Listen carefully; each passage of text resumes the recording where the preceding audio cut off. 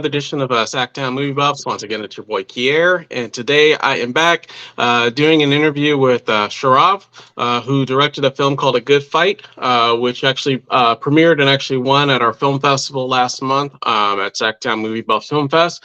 And I say, without further ado, I say let's get right into it. How you doing today, Saurav?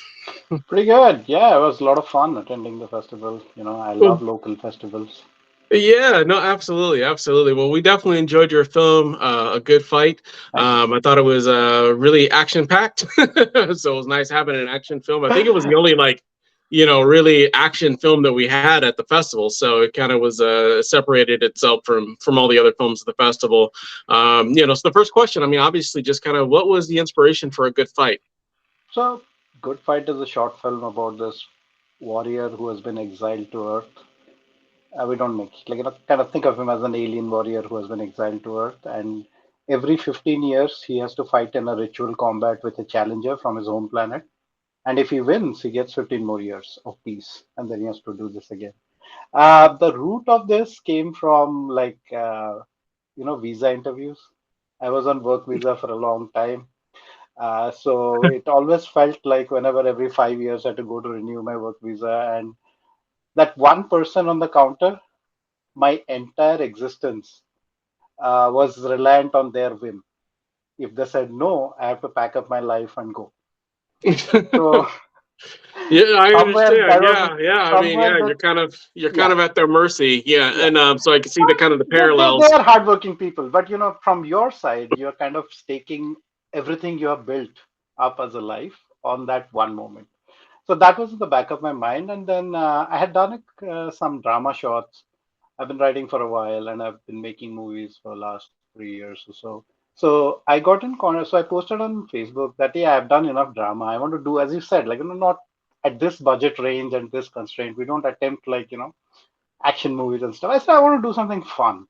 So the Yeah, initial no, nothing idea wrong was with to that. just No, absolutely. Yeah, no, it was a very fun yeah. film. I So know this I wasn't. go I'm ahead. sorry, go No. No, I was saying I posted on Facebook that I don't have money, but I these are the movies I have done. I can feed you. I can promise you that I'll write you a good part, and it'll be done in a weekend, probably the weekend before Christmas. So these two martial artists, Rico and Nan, they practice a Filipino martial art called Kali, and it's it's not kung fu, it's not karate, it's not that much scene. And so they were like, I'm like, they were ready to go at each other for a while. And Rico is a little bit older, he's 70 plus. So that added a nice dimension. Is that what if this person has been doing this combat for a while and now he doesn't care? But his challengers are young, and Nan is his pupil, who now is a co-instructor with him. And it gave a very nice dynamic. Plus, I cast some of my one of my frequent collaborators, Miyoko Sakatani, with whom I've done three films. And she came in. I wrote a character for her. I introduced a kid. I mean, all in all, it came out well. And my inspiration was, those Sammo Hung movies yeah. from like the 70s and 80s. Sammo Oh Hung yeah. is very unlikely as a martial arts star, but when you see him fight, you believe him. And that's the Oh yeah. quality that Rico brought in. Was he was very good at, because he's been a practitioner and a master of this art form for long. But when you look at him, he's very, he looks like a soft grandpa type figure. And I thought I'll play with that contrast. Yeah, no, it's great. Yeah, no, for sure. And I know you talked about the budget. If you don't mind me asking, what was the budget to shoot something like this? Just out of curiosity, because I know it was a short film, Yeah, but just to shoot. Everybody on the crew is a volunteer, and the DOP Justin Goa, he did it for like much less than his day rate. All in all, to shoot and to finish the movie, it took less than $1,000, 700 or something like that. I don't remember, because at that point of time, what I do is I hate feeding people pizza, so I just give them my DoorDash and say like, order whatever you want. oh, And the for sure. location was free. It was a meadow. I walk my dog every day, and we got lucky. The fog rolled in the day we were filming the fight, so that gave like this otherworld stuff. And I recruit my kids into making the props, so we kit bash a lot of stuff. So it's all in all, it's a fun thing. And The idea Yeah, is, there's nothing. Hey, there's no, great. I mean, if you can get people to volunteer and have family help out and things, I mean, obviously, even at the film festival for us, we had our whole family out there helping. So yeah, that's the best way to do it to save on cost for sure. here, let me put it to you this way. Ain't nobody buying Porsches out of this. You do it because you love it. You Right. do it because it's something you can all be proud of. Oh yeah, absolutely. Same, and that's the same with the film festival. I mean, we're not getting rich Yeah, off of the we do film it for the festival. passion, right? And it Yeah, shows. it's just because we You, love films. yeah, you Yeah, make an honest movie. You be cognizant of what your budget is. What's like, I can't make like a Michael Bay movie at this budget, right? So what I can make is a good story, good characters, and I can entertain you for the 7 to 10 minutes you give me. It's a transaction, right? It's the bond we have. You, for as the sure. viewer, give me 7 minutes of your time in a short film, and my promise to you is that you won't regret those 7 minutes. Absolutely. Yeah, I completely understand. And I know this wasn't your first project. How many films have you directed in the past? By the time I did Good Fight, I had done 5 or 6 now. So my goal is to make one every 3 months. I'm a Oh, big fan of Roger Corman. So oh, he yeah, just kept on making movies, and his autobiography is called How I Made 100 Movies and Never Lost a Dime. So I try to stay true to that in the way that, just keep making movies, do it. And as you keep on making, you find your people. for sure, for sure. People Uh, come to you, and so now I have actors coming to us, say, write me a part. I love your movies. absolutely. I know that obviously it was a festival winner for us, but how has the film done at I guess other festivals? I know I believe you submitted some other festivals as well. Yeah, it won a lot, as you can see from the laurels. It won. I think why it works is, see, every piece of art relies on a suspension of disbelief. The biggest budget theater. And by the way, thank you for screening this on an IMAX. This is the No, not first a problem. time I Yeah, saw that no, no. film. It is great. Yeah. Yeah, no, absolutely. I mean, I figured, and that's why we kind of chose the IMAX because it's the biggest theater in town. So I'm But like, well, if you're even gonna do it on the biggest screen if possible. So even the most feature-packed IMAX cannot match what's inside your head. So this absolutely, willing suspension of disbelief. So the my way of telling a story is very simply leave out the expensive parts. Have absolutely. write a story and write a progression that the viewer fills it in, and no amount of budget you have can match that. Right? That's If you exactly like the right. characters, if you feel for them, and if you believe in their journey, you will fill up all the expensive parts. That's always been my school of movie making and storytelling. No, no, it's a great philosophy to have. I mean, like I said, if you can make a quality project that you love to do, and you're not spending a bunch of money, and you're not going broke, then continue. Then I say continue to do it and Why, continue to make the art. why So. spend $10,000 on one short film when I can make 10, Yeah, no, absolutely. I 10 mean, good that's ones? the way to do it. If like I said, and that's exactly right.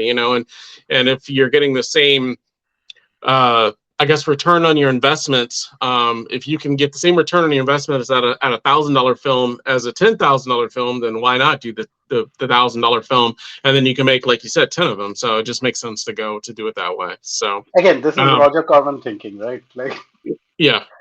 So, So, and I know this is like your fifth or sixth. I mean, how did you initially come to be a filmmaker? Were you a student of film just prior? I know you said like the martial arts films as a kid and Roger Corman, but obviously there's got to be something that led you to want to be a director. yeah, so I started off as a writer. I've been writing since 2006, and a bit of trivia is I got my green card as a writer. So I used to write comics. I wrote for a company back in India called Virgin Comics. I've written for Image Comics. I've written for Witchblade. I've written my own creator-owned comic book called Mumbai Confidential. 2014, 2012, Mumbai Confidential was published, and 2014 it got optioned. So I wrote my first screenplay. So I wrote for a while, and then people realized that I have a very visual way of writing things. So I got a lot of scripts from producers back in India here about just to script doctor it. They would say, "We love the story, just make it visual." So I started with that, and so the circle grew, and then I got to write like TV shows and stuff like that, and a TV show finally got made, and after that I started thinking why let other people have all the fun? Oh, I for sure. have I love short stories, and so short film format is kind of like a home zone for me. because I Yes. grew up reading the classics like O. Henry, Saki, Guy de Maupassant. The short stories that twist they make for classic short film structures, and the middle class Indian upbringing always makes you write to a budget, so it became easy to do it. The first film I made, and I grew up watching a lot of films. I mean, my mom used to give me $5 Indian rupees when I was little to for the bicycle. Like if the bicycle had a flat, you could repair it. I Right. realized that you could let the air out of the bicycle, go to the place and just fill up air. They wouldn't charge you anything. And then you can claim that ₹5 that I used it to fix the bicycle. So every Thursday, first day, I would go and I would buy the cheapest seat in the house, which is like the front row. And I would watch a movie. And I was very indiscriminate. I would watch anything. I have watched like the Indian equivalent of Ed Wood and Tarakovsky on the same day or in the same week. I just consumed. So what happened was this non-discriminatory watching meant, and because I didn't have a foundation in film studies, I was just a kid watching these movies. I judge movies on what I get out of them, not what they're about, who made them, how costly they are. How, like, you remember the movies that you liked as a kid. If you go watch them now, you'll start Right. poking flaws in them because you have lost that innocence, wide-eyed innocence of just enjoying cinema for what it is. We are now like, we have life experience, we know about film theory, we know about narrative, so we pick holes in it. I always want to be that kid, whether I'm making or watching movies. Completely. I completely understand for sure. And then just in terms of, I guess, what you have upcoming next. I mean, what are some of Yeah, the next projects that you're working on? I mean, are you doing more action films? Are you switching it up? Are you kind of staying with that narrative or? so I've done different genres like science fiction, noir, I've done drama, I've done, but one thing common is I'm drawn to like broken people trying to be whole. So that's the constant in all my movies. All of the characters at some point they're dealing with grief, loss, or a sense of like they're searching for closure. Sometimes they find it, sometimes they don't. It becomes a different story. Sometimes it's about them searching for it.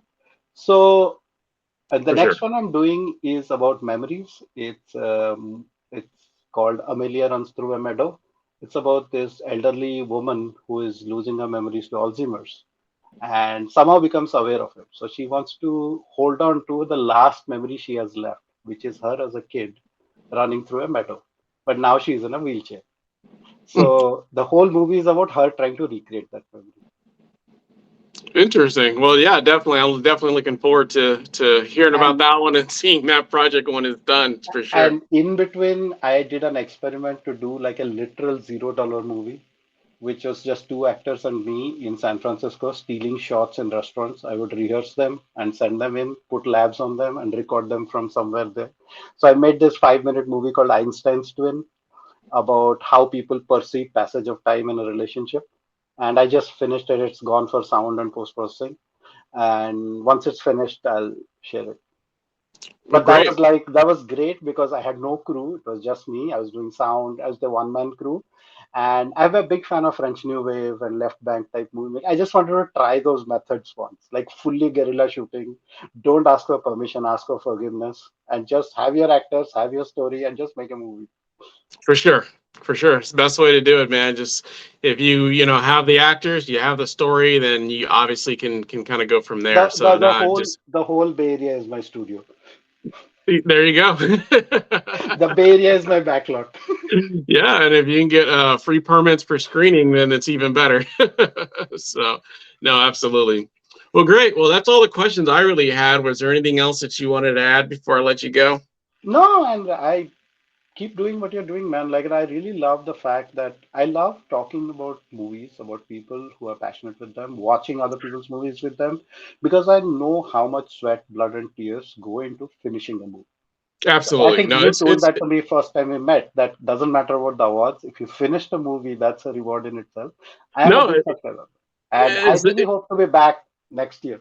Yeah, I hope to see you. Yeah, and hopefully it's bigger and better than it was than this year as well. But yeah, I would love to have you back. Obviously, you're a very talented filmmaker, and I definitely can't wait to see what you do next. So yeah, by all means, I mean, we'd love to have you come back next year, and and then we have little events and things of that nature coming up in the meantime as well in between, just for like mixers and stuff. So I mean, I know you live a little bit of ways away, but obviously, if Yeah, it's but something not you want to that far away. I live in yeah, if Odisha, you so want it's to like a couple of participate and hours come drive. down for that, we definitely would greatly appreciate having you for that as well. And it's a great opportunity to find more actors and stuff because we're going to be inviting a lot of actors and filmmakers throughout the community as well. But no, I definitely look forward No, to on seeing you that note, soon. I am planning to now that I've done like around 10, 12 short films, I want to do a feature next year, but I want to stick true to my principles and sort of my school of filmmaking and make it for real cheap. So I would love to network with other actors, and Sacramento area is beautiful in terms of like, the frames you get. I want to Oh do yeah, like a no, small town, early Coen Brothers style, Blood Simple style noir film. So I'll definitely be on the lookout for locations for sure, for and sure. actors. Well, that's great stuff, man. Well, I definitely look forward to seeing you and staying in contact with you. And like I said, yeah, obviously you'll be on the list for the invite, and Thank you. hopefully that you can gain some get some good people for your next film and your next projects. And like I said, I can't wait to see what you do next. And I just keep doing what you're doing. I really Thank you. enjoy the film, and I can't wait to see some of your other projects. And yeah, definitely just keep making the films, keep making art, and hopefully as we grow and you grow, hopefully we can get some more producers or something of this nature, and and hopefully But we get you to. know what? You know what? That's an outcome. I believe in effort. Yes. If we are honest in our effort and we keep on doing what we love, the universe is basically just, right? Oh yeah, It just takes absolutely. a longer, it just takes Yeah. time. Yeah, maybe not today, maybe not tomorrow, but just keep plugging away and staying at it, and eventually, you pay your dues, and it'll come back to you tenfold. So that's my belief, anyways. So Thank you. absolutely. Well, once again, Saurav, I thank you for being on the podcast today. Like I said, we'll definitely stay in contact, and like I said, you're free to obviously submit any films to us moving forward And because we definitely want to check them out. before I go, my Instagram is Flying Hog Monkey, one word. Yeah, Feel free to stay in touch. when I post this, I'll make sure I get you the invite as a collaborator, so we'll share the hits as well. So everybody's been it's been doing pretty well for all the other interviews. So this one I don't imagine will Exciting. do any worse. So, but yeah, absolutely, I'll make sure I send you the invite. It'll probably be if not tomorrow, it'll be Wednesday. So, Yeah, but it's I'll great. let you know when No, it gets up I and can running. wait. Sounds good. All right. Well, thanks for coming. And that's going to be the end of the show here. And yeah, so we definitely look forward to seeing you. And we'll get you all set and ready to go with this program as soon as I get a chance to edit it later on tonight. Thanks again, And Sir Rob. I greatly appreciate it. enjoy your preview tonight. Oh, yes, thank you. Yeah, I got to go see Fast X. So yeah, so we'll see how. Hopefully it's fun. There's been like So 15 of these, I but heard, obviously 10. is this the one they go into space or go into the multiverse? No, right? No, I That's think Fast 11. it's always something with these guys. Well, supposedly this one they're supposed to like They, dull it down a little bit, but I don't know if that's the case or not. They're supposed to yeah. get back to the basics and they want to get back to racing again, Oh but no, I no, don't know. It's like you've already been to space no. and everywhere. It's not about racing. The Fast Yeah, movies are about one thing and one thing only: family. yeah. It's always about family. That's all it's about. It's always about family. Well, he just came. Vin Diesel just said that this is, I guess, part one of a trilogy of this part of the series. So they're gonna do, I guess, three of these apparently. And I'm like, well, you've already made 10 films. I'm like, how many more of these films do you need to do for you guys? Call it a wrap, But I'll probably see them all, and they're always And so-so. I But yeah. enjoy the heck out of them. Yeah, I mean they're good for like you said, going back to like Michael Bay, they're kind of good just that really quick check your brain at the door and just have fun. You know what I mean? They're Yeah. action films, and if you like action films, high intense, fast racing, things exploding, fight scenes, then I mean you can't go wrong. So, Well, have fun.